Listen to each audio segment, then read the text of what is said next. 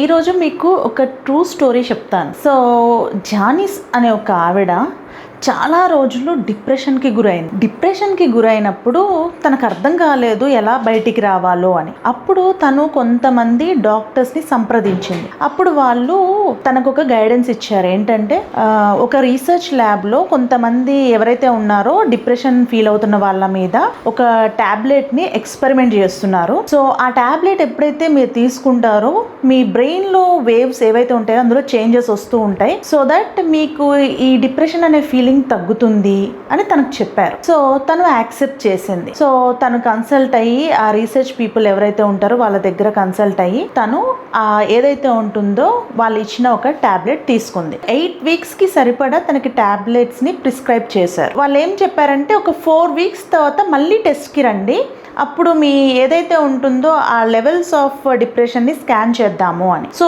ఈమె సివియర్గా depressed feel అవుతూ ఆ బాటిల్ తీసుకొని ఇంటికి వెళ్ళి డైలీ ఒక పిల్ వేసుకుంటూ ఉంది. ఒక 4 weeks తర్వాత తనకు ఒక డిఫరెంట్ చేంజ్ కనిపించింది. కొంచెం ఎక్కువగా వామిటింగ్స్ రావడము అలా జరుగుతూ తనకి ఇంకా కొంచెం కళ్ళు తిరుగుతున్నట్టుగా అలా అనిపించింది. సో ఇవి అంటే వాళ్ళు చెప్పారు ముందే కొంచెం చేంజెస్ ఉంటాయి, సిమ్టమ్స్ కొంచెం మీకు వేరేగా అనిపిస్తుంటుంది, కొంచెం డ్రౌజీనెస్గా ఉంటుంటుంది, బట్ బాధపడకండి, మీరు కంటిన్యూస్గా ఇవి వేసుకోండి తగ్గిపోతుంది అని చెప్పి. 8th week తన టెస్ట్కి వెళ్ళింది. బ్రెయిన్ స్కాన్ చేస్తే తన బ్రెయిన్లో చాలా మార్పులు వచ్చాయి. సో ఎందుకు ఇలా జరిగింది, టాబ్లెట్ నాకు చాలా బాగా పనిచేసింది అని తను అనుకుంది. కానీ అక్కడే ట్విస్ట్, ఒక షాక్ని రివీల్ చేశారు. ఏంటంటే ఆ tablet just normal sugar pills లాంటి టాబ్లెట్ అన్నట్టు, అంటే ఒక నార్మల్ వైటమిన్ టాబ్లెట్స్ లాంటి. వీళ్ళు ఏ రకమైన యాంటీ డిప్రెషెంట్ ఏవైతే ఉంటుందో యాంటీ డిప్రెషన్ అనే ఒక మెడిసిన్ తనకి ఇవ్వలేదు. సో ఇలా తనకెందుకు మరి తన లోపల చేంజెస్ వచ్చాయి అంటే it's because of the positive suggestion. అదే పాజిటివ్ సజెషన్ కున్న పవర్. తను వాళ్ళు ఇచ్చిన టాబ్లెట్స్ ఏవైతే క్యాప్సిల్స్ ఉన్నాయో వాటిని తీసుకెళ్ళి ఫస్ట్ యాక్సెప్ట్ చేసింది, నా కండిషన్ బాలేదు, నేను ఇవి వేసుకుంటే తగ్గిపోతుంది అని. సో ఎప్పుడైతే తను యాక్సెప్ట్ చేసి బిలీవ్ చేసి అండ్ సో పీపుల్ ఎవరైతే తనకు సజెస్ట్ చేశారో వాళ్ళు తనకి మంచి సజెస్ట్ చేసుంటారు అని ఒక నమ్మకంతో తను ఉంది. సో అప్పుడు తను వైరింగ్ బ్రెయిన్లో స్టార్ట్ అయింది. ఏంటి అంటే పాజిటివ్ థాట్స్ అనేవి, అంటే పాజిటివ్గా తను ఫీల్ అయింది కాబట్టి ఇంకా ఎక్కువగా తన మైండ్లో వచ్చే నెగిటివ్ థాట్స్ని ఆలోచించడం తగ్గించింది. మోస్ట్ ఆఫ్ ద టైం మన బ్రెయిన్కి 2 ప్యాటర్న్స్ ఆఫ్ థింకింగ్ ఉంటుంది. ఎక్కువగా కూడా అనలైజ్ చేసుకుంటూ ఓవర్ థింక్ చేస్తాం. మన డీప్ ఓవర్ థింకింగే ఒక టైప్ ఆఫ్ డిప్రెషన్ సిమ్టమ్ అన్నట్టు. సో ఇవాళ చాలామంది ఆడవాళ్ళు ఎక్కువగా ఓవర్ థింక్ చేస్తూ ఉన్నారన్నట్టు.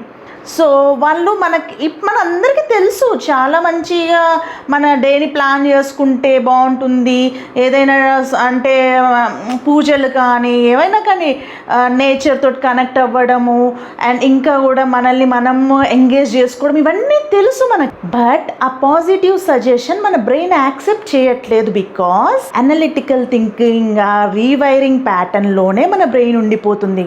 ఎప్పుడైనా మీరు అలా ఫీల్ అయితే కనుక ఈ 2 ప్యాటర్న్లో మళ్ళీ మిమ్మల్ని ఇంకొక ప్యాటర్న్ వేలోకి వెళ్ళాలి అనుకుంటే కంపల్సరీ మీరు ఎవరైనా గైడెన్స్ తీసుకోండి. సో ఎప్పుడైతే అలా గైడెన్స్ తీసుకుంటారో మీరు తెలియకుండానే ఇంకొకళ్ళకి సరెండర్ అవుతారు. అంటే వాళ్ళు మీకు సజెస్ట్ చేసింది మీకు చాలా బెనిఫిట్ అవుతుంది అనే ఒక బిలీఫ్తో మీరు ఉంటే ఆటోమేటిక్గా మీరు ట్రాన్స్ఫార్మ్ అయిపోతారు. ఈ వీడియో ఎవరైతే చూస్తున్నారో మీకు ఎక్కువగా కూడా negative thinking and over thinking లాంటి ప్రాబ్లమ్స్ ఉంటే జనరల్గా ఒక్కసారి అనలైజ్ చేసుకోండి, మా ప్రాబ్లం ఏంటి, మేము ఎలా ఓవర్కమ్ చేయాలి అని. సో జానిస్ ఎలా బిలీవ్ చేసిందో మీరు కూడా మీ ప్రాబ్లమ్ని ఓవర్కమ్ చేయగలుగుతామని మీరు బిలీవ్ చేస్తే మీ ప్రాబ్లం పోతుంది. That is the power of positive repeated thoughts అన్నట్టు. మనం ఏ థాట్కి అయితే పవర్ ఇస్తామో ఆ థాట్ని మనం రిపీటెడ్గా ఆలోచిస్తే అది మన ఎమోషన్తో కనెక్ట్ అవుతుంది. మీ అందరికీ జనరల్గా తెలిసే ఉంటుంది, సబ్ కాన్షియస్ మైండ్ని మనం రివైర్ చేసుకోవాలి, ఎక్కువగా పాజిటివ్గా ఆలోచించాలి ఇలాంటివన్నీ. బట్ మనం ఎక్కువగా కూడా ఏ ఎమోషన్ గురించి ఫీల్ అవుతూ ఉంటామో ఆ థాట్ వస్తుంది. ఇక్కడ మనం ఫిక్స్ చేయాల్సింది ఎమోషన్. ఈ emotion plus repetitive thought that is equals to power of sub conscious mind. Me brain పాజిటివ్గా ఆలోచించాలి అంటే మీరు పాజిటివ్ ఎమోషన్స్ తోటి కనెక్ట్ అయ్యి రిపీటెడ్గా ఏదైతే ఉంటుందో ఆ ఈవెంట్స్ని గుర్తు తెచ్చుకోండి. అంటే ఫర్ ఎగ్జాంపుల్, మీకు ఎక్కడైనా మీ లైఫ్లో ఒక మంచి అచీవ్మెంట్ జరిగింది, మీ లైఫ్లో ఎప్పుడైనా కానీ చిన్నప్పటి నుంచి కూడా. బట్ మనం ఏం చేస్తామో ఆ అచీవ్మెంట్ జరిగింది అనే దాని పట్ల మనం గ్రాటిట్యూడ్ తోటి ఉండం. మనం ఏం చేస్తాము, నిన్న మొన్న జరిగిన ఆ డిస్టర్బెన్స్ గురించి ఎక్కువ ఆలోచిస్తూ ఉంటాం. అలా ఎప్పుడైతే మనం ఆలోచిస్తూ ఉంటామో అప్పుడు మనకి అగైన్ ద సేమ్ లూప్ ఏదైతే ఉంటుందో ఆ లూప్లో ఇరుక్కుంటాం అన్నట్టు.